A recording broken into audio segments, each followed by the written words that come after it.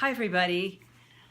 When I work with clients, after we do the energy session or the breathwork session, we always spend some time working on some practical ways to keep the energy flow going, to give them some tools to actually assist them in making positive, concrete changes in their lives. And one of the things I hear very often is how difficult it is to meditate, that they just can't get their mind to stop.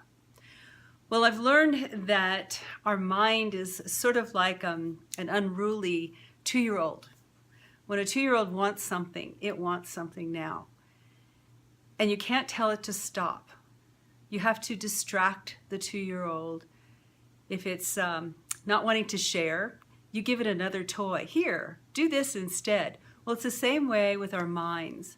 So instead of sitting there agonizing over trying to be quiet, we give our mind and our brain something to do, something else, something constructive and helpful.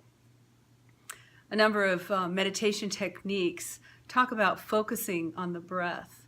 Well, I think in some of the work that I've done, things I've learned, and things that have just proven to be successful in my own life, I've learned to take that just one step further.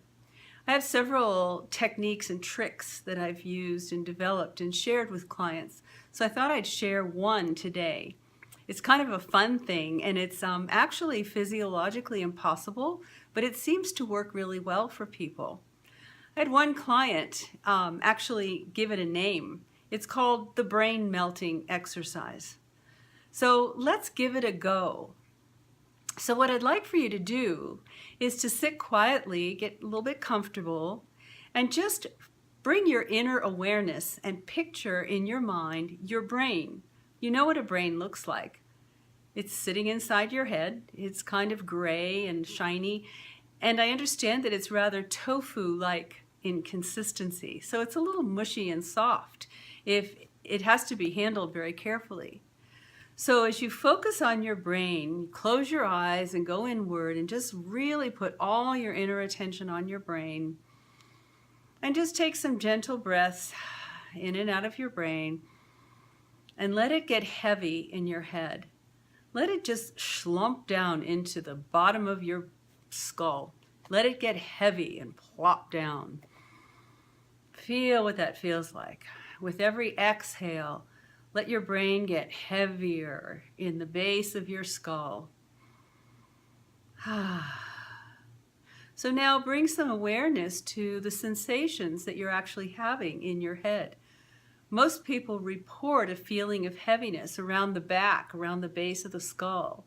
Sometimes it's over the ears and the temples. I often feel it behind my eyes and my forehead, which tells me that I'm a bit stressed or I'm trying too hard, thinking too hard. So as you breathe in and feel those feelings, just stay with that for a few minutes. And as you focus all of your awareness on breathing gently into your brain, in and out of your brain, letting the brain continue to get heavier and heavier and heavier, then notice what the top of your head feels like. Most people report that they feel light in the top of their head, that it feels empty, as if the brain has become unglued from the top of the skull. All of which, of course, is impossible, but it shows how the brain can relax. And when I first started doing this, the thought was the brain was actually saying, oh, thank God, she stopped. So just stay with that and then begin to feel that trickle of relaxation, as if your brain is actually melting down. Feel that heaviness in the base of your neck. Feel it around your ears. Feel it as it melts down your face, your throat, the sides of your neck and the back, as if the relaxation is just trickling away over the tops of your shoulders. You might even begin to feel some tingling as it goes down your arms and out your fingertips, some tension leaving. You may notice feelings of relaxation down your back, down your chest and shoulders. So bring that awareness, let it, follow the flow of relaxation until it gets to your heart. And then shift your focus down into your heart. That's another technique. Focus on your heart. Put all your awareness on your heart and simply breathe in and out of your heart.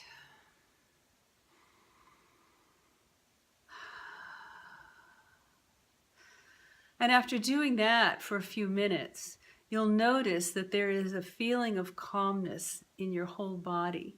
You can even perhaps begin to feel that trickle of relaxation flow down your torso into your hips, and perhaps some tingling feelings down your legs and out the bottoms of your feet. This is all very useful and helpful and good for you to relax the body, calm the brain and the mind. And actually, it has a physiological benefit.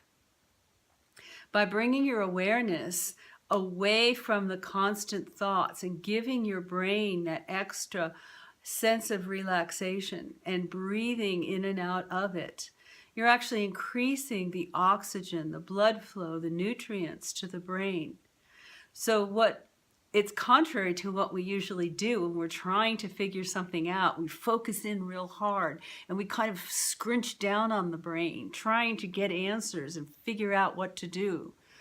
So instead, but that constricts the brain and actually gives it less juice to work with. So by relaxing and letting the body and the nervous system calm and relax, you actually give the brain more to work with. Not only will you have more blood, nutrients, calmer neurotransmitters nourishing your brain, which lets it work more efficiently, but you're also opening to a greater awareness. You're giving your intuition some space to come through. So try this. It's easy to do. You can do it very, very quickly. And once you get into the habit of feeling what this feels like, it's a very good way to go into your prayer time, your meditative practice, into your yoga class. It's excellent for falling asleep at night or in the middle of the night when you wake up and your brain starts going. Just let your brain melt and breathe in and out, and you'll find yourself slipping back to sleep in no time. So I hope this is helpful for you. Some of my clients, some of you receiving this, have done this with me, so you're familiar with it. But I'd like to share it in hopes that it will help make the world perhaps a calmer, happier place. Blessings, everyone, and greetings from Sedona.